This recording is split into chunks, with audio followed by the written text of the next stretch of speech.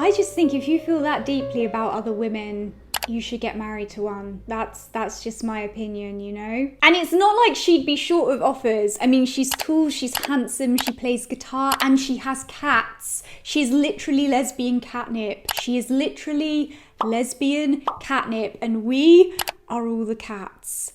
We are. She just has I need a wife vibes, you know, that's the energy I'm picking up on. And Carly, what did you do to her, girl? Because I none of my business. I know. I'm just kidding. Hey guys, welcome to a video. And in today's video, I just wanted to discuss the Sapphic themes in Midnights by Taylor Swift. Her 10th studio album. Oh God, I promise I never went to drama school. That was,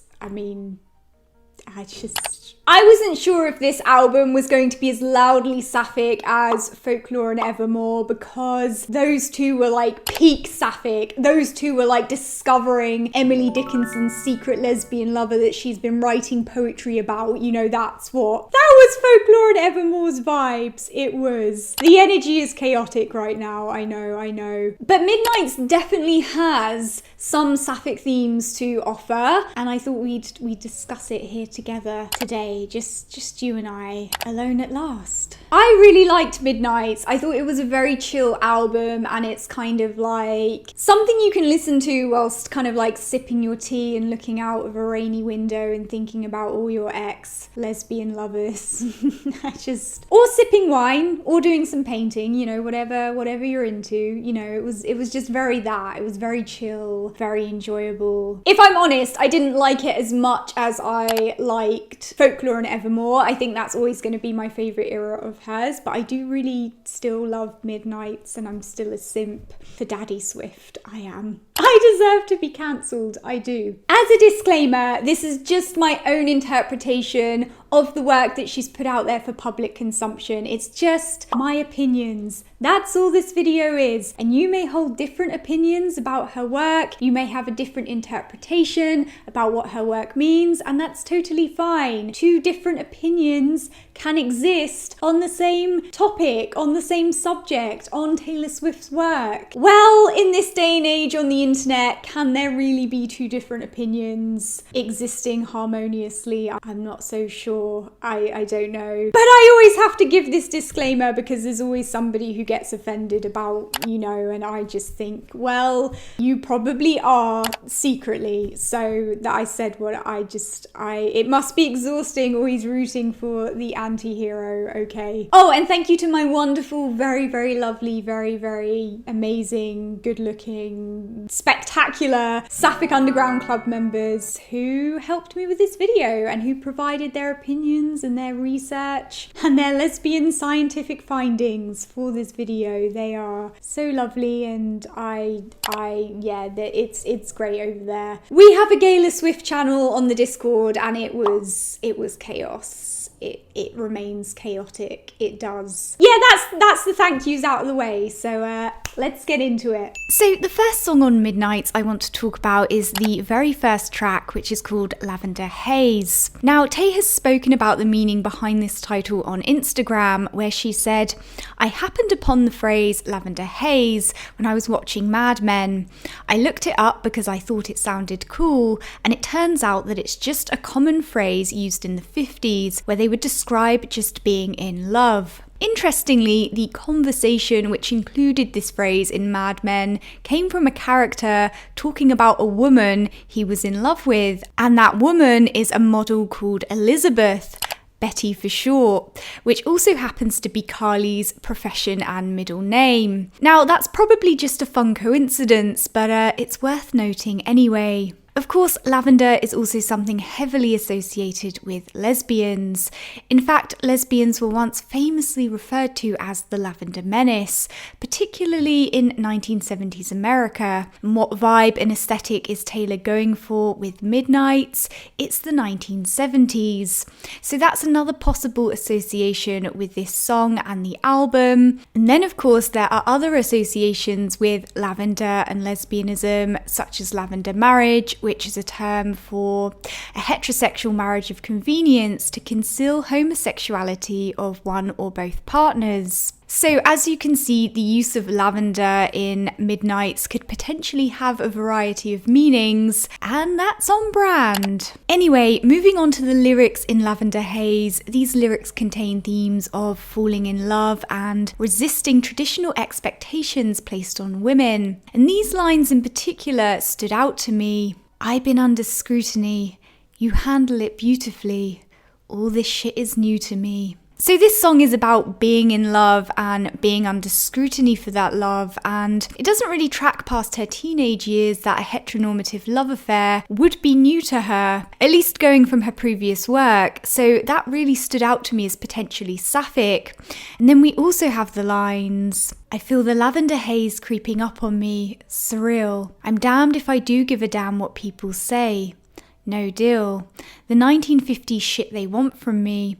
I just want to stay in that lavender haze. So she says she feels the love creeping up on her and it's surreal, and I think this makes more sense when talking about a sapphic romance as opposed to a straight one, because again, why would a heteronormative romance be surreal to anybody? Then we have the line about the 1950s shit they want from me, and it's fair to say this refers to traditional ideas about women, which within the context of the 1950s would be heteronormative, gender conforming, married to a man, preferably with children, and just a general white picket fence housewife stereotype. So she's saying that people are expecting that from her and she just wants to stay in love without any of that. But my question is, why would a heteronormative romance not be the exact 1950s shit people want from her? The only other explanation is that she doesn't want to get married or have children with anyone at all, regardless of if it's a man or a woman. Which does track because we also have the lines, all they keep asking me is if I'm going to be your bride. The only kind of girl they see is one night or a wife. So either way, this song is rejecting traditional expectations of women. It's a carefully constructed song, and it's definitely not the first of hers to present a multitude of meanings, but the rejection of tradition combined with the theme of lavender is suspiciously sapphic to me. It is. So moving on to Maroon, this is another song which I feel is open for interpretation, but leans towards describing a sapphic romance for reasons which we will get into. The theme in Maroon is quite obviously shades of red, and these lyrics in particular stood out to me. Looked up at the sky and it was the burgundy on my t-shirt. When you splashed your wine into me, and how the blood rushed into my cheeks. So scarlet, it was. The mark they saw on my collarbone, the rust that grew between telephones, the lips I used to call home. So scarlet, it was maroon. So the lines, the lips I used to call home, so scarlet, it was maroon, implies her lover wore lipstick. Scarlet lips are not really something you would associate with men, it's more associated with women, particularly women wearing a scarlet lip shade. A lot of the imagery that is conjured up in this song, such as sobbing, rosé wine, rubies, incense, and blood rushing, in my opinion has more associations with women rather than with men. But of course, there are no pronouns in the lyrics, so we don't have a confirmation either way. But I feel at the very least that Maroon is suggestively sapphic. Okay, so moving on to what I think is the second most, and we'll get to the first later, sapphic track on all of Midnights, Question. The theme in these lyrics is a series of questions about a romance that went wrong, and I think she's either asking these questions to a lover or to herself. If we start with the lyrics, we had one thing going on. I swear that it was something, 'cause I don't remember who I was before you painted all my nights, a colour I've searched for since. So the mention of colour reminds me of illicit affairs from folklore, which includes the line, you showed me colours you know I can't see with anyone else. And in illicit affairs, it's heavily implied that she, or whoever the song's point of view is from, is having an affair with a woman behind a man's back. And in Maroon, we have the line, we had one thing going on, I swear that it was something, is about a relationship which wasn't exactly defined and could also be about an affair. There's also a sample from Out of the Woods from 1989 in the beginning of Question, which is possibly a suggestion that these two songs are about the same person. And in Out of the Woods, there's a line which says, "But we were screaming colour." So that's a further connection between Out of the Woods and Question. I think it's highly probable that these three songs are about the same person, who I believe is a female love interest, but that's just my lesbian scientific theory. But going back to the lyrics in Question, we then have the lines, "Did you ever kiss someone in a crowded room and every single one of your friends was making fun of you? But 15 seconds later, they were clapping too. Then what did you do? Did you leave her house in the middle of the night? Did you wish you'd put up more of a fight? When she said it was too much, do you wish you could still touch her? It's just a question." So these lines are interesting because if these questions are aimed at herself, they obviously read as incredibly sapphic. And if she's asking these questions to a lover, it sounds incredibly intense and dramatic for something heteronormative, in my opinion. This is then followed by half moon eyes, bad surprise.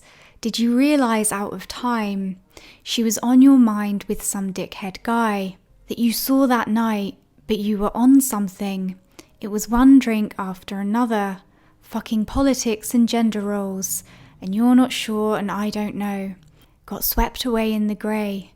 I just may like to have a conversation. So I have to admit that Half Moon Eyes really made me think of Carly. And that would also track with the line, "She was on your mind with some dickhead guy," if she was asking those questions to herself, since that's who Carly chose over her. I mean, no shade, it's just the facts. The mention of politics and gender roles also fits with this theory because Josh has questionable ties in the realm of politics. And gender roles and expectations may have put a strain on whatever Tay and Carly had going on. Of course, that's all my own speculation, but I do feel like it tracks. Question really just screams a sapphic romance that went wrong to me. It's another very carefully constructed song, so it could be interpreted in a multitude of ways, but I'm going to claim this one for the Saphics. I am. Okay, so moving on to Vigilante shit, which contains themes of revenge and bisexuality. And that's on brand for Taylor. It is. So first of all, we need to talk about the lines. "I don't dress for women, I don't dress for men.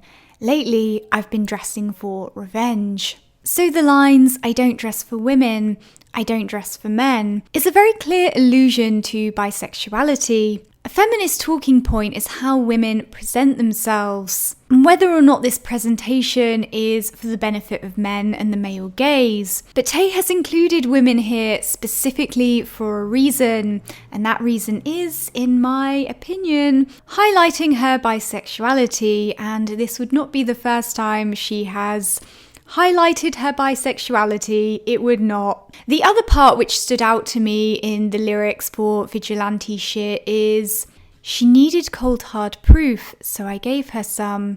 She had the envelope. Where do you think she got it from? Now she gets the house, gets the kids, gets the pride. Picture me thick as thieves with your ex-wife." So this reads to me like she's fantasizing about taking revenge on a man, which results in a divorce so she can be close to his ex-wife. And the use of pride here is interesting and potentially has a double meaning of satisfaction and sapphic connotations. And if I'm being really unhinged, Carly is a Leo and a group or family of lions is indeed a pride. So Vigilante shit is definitely one of the songs which can be filed under sapphic suspicion. Now, before moving on to the bonus tracks, I should give Karma an honorary mention simply because at 2 minutes 33 seconds, just as Taylor says Karma is my boyfriend, she also says Karma is my girlfriend, almost at the exact same time. So the two lines coincide, making it very hard to catch if you're not paying attention. It's easy to miss, but it is very much there, so we can file Karma under bisexual chaos. We can. So, moving on to the bonus tracks, which are even more of a Sapphic treasure trove than the main tracks. The first bonus track I want to talk about is Paris, which I think is the loudest Sapphic track on Midnights. This song is very, very loudly Sapphic. I mean, there is no heterosexual explanation for this song. If we start with the lines, your ex-friend's sister met someone at a club and he kissed her. Turns out it was that guy you hooked up with ages ago, some wannabe Z-lister, and all the outfits were terrible, 2003 unbearable. Did you see the photos? No, I didn't, but thanks though. So from these lines, we know that she's either talking to a woman or a bisexual man in this song, since the person hooked up with another man. And I'm going to throw my money on that she's probably talking to a woman. We then have the lines, I'm so in love that I might stop breathing. Drew a map on your bedroom ceiling. No, I didn't see the news, 'cause we were somewhere else. Stumble down pretend alleyways, cheap wine, make believe it's champagne. I was taken by the view, like we were in Paris.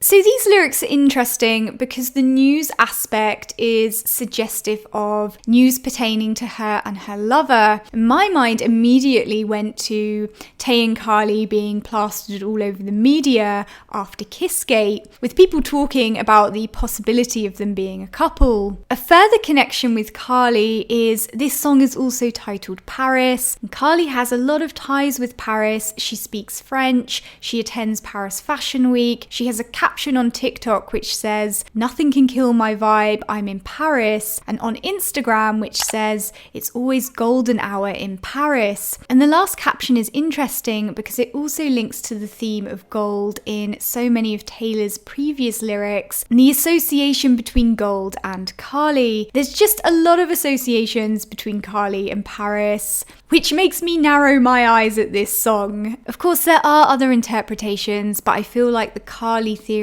really tracks the most for this song. Furthermore, we then have the lines, privacy sign on the door, and on my page, and on the whole world.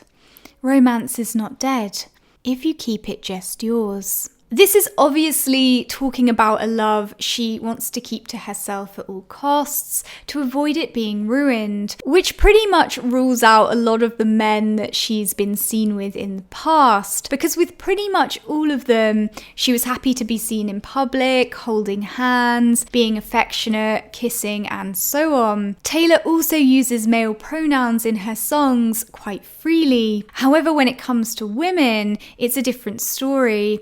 We only really know about her Sapphic tendencies or romances through deconstructing her work and making those connections with other women. She's never spoken about this at all, and when it comes to her work, her songs pertaining to other women are still ambiguous to a degree. I mean, it's not as ambiguous now as it was in the past, but she keeps that which is closest to her heart. She keeps it private, which also adds to the Sapphic vibes of this song. And finally, we have the lines, I want to brainwash you into loving me forever.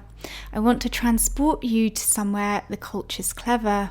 Confess my truth in swooping, sloping, cursive letters. So this part sounds to me just very intense and like she wants to take her lover somewhere less ignorant, which has obvious connotations to same-sex relationships and more liberal and accepting places. And the line about confessing her truth is, in my opinion, related to the truth of who she is, which, again, in my opinion, is that she's a friend of Sappho.